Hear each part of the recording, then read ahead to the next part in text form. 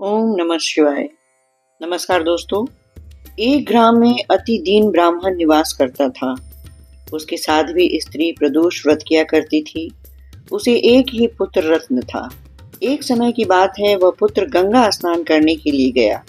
दुर्भाग्यवश मार्ग में चोरों ने उसे घेर लिया और वे कहने लगे कि हम तुम्हें मारेंगे नहीं, तुम अपने पिता के गुप्त धन के बारे में हमें बतला दो। बालक दीन भाव से कहने लगा कि हे बंधुओं, हम अत्यंत दुखी और गरीब हैं, हमारे पास धन कहाँ। तब चोरों ने कहा कि तेरी इस पोटली में क्या है। बालक ने निसंकोच कहा कि मेरी माँ ने मेरे लिए रोटी दी है। यह सुनकर चोरों ने अपने साथियों से कहा कि हे साथियों, यह बहुत ही दीन दुखी मनुष्य है, अतः हम किसी और को लूटेंगे। इतना कहकर चोरों ने उस बालक को जाने दिया। बालक वहां से चलते हुए एक नगर में पहुंचा। नगर के पास एक बरगद का पेड़ था। वह बालक उसी बरगद के वृक्ष की छाया में सो गया। उस समय उस नगर के सिपाही चोरों को खोजते हुए उस बरगद के वृक्ष के पास पहुंचे और बालक को चोर समझकर बंदी बनाकर राजा के पास ले गए। राजा ने उसे कारावास में बंद करने का आदेश दिया। ब्राह्मणी का लड़का जब घर नहीं लौटा, तब उसे अपने पुत्र की बड़ी चिंता हुई। अगले दिन प्रदोष व्रत था। ब्राह्मणी ने प्रदोष व्रत किया और भगवान शंकर से मन ही मन अपने पुत्र की कुशलता की प्रार्थना की।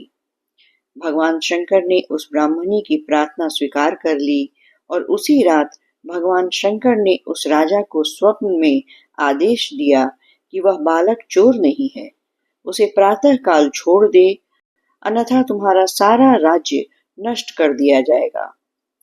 प्रातः काल राजा ने शिवजी की आज्ञा अनुसार उस बालक को कारावास से मुक्त कर दिया। बालक ने अपनी सारी कहानी राजा को सुनाई।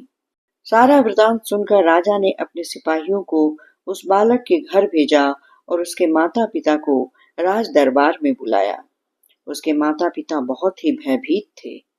राजा ने उन्हें भयभीत देखकर कहा कि आप भयभीत ना हो, आपका बालक निर्दोष है। राजा ने ब्राह्मण को 5 गांव दान में दिए, जिससे कि वे सुखपूर्वक अपना जीवन व्यतीत कर सकें। इस तरह ब्राह्मण आनंद से रहने लगा। शिव जी की दया से उसकी सारी दरिद्रता दूर हो गई। अतः जो भी मनुष्य रवि प्रदोष व्रत को करता है, वह सुखपूर्वक और निरोगी होकर अपना पूर्ण जीवन व्यतीत करता है। ये थी रवि प्रदोष व्रत की कथा।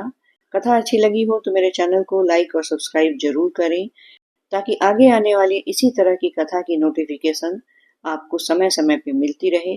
अब आप मुझे आज्ञा दें। हर हर महादेव।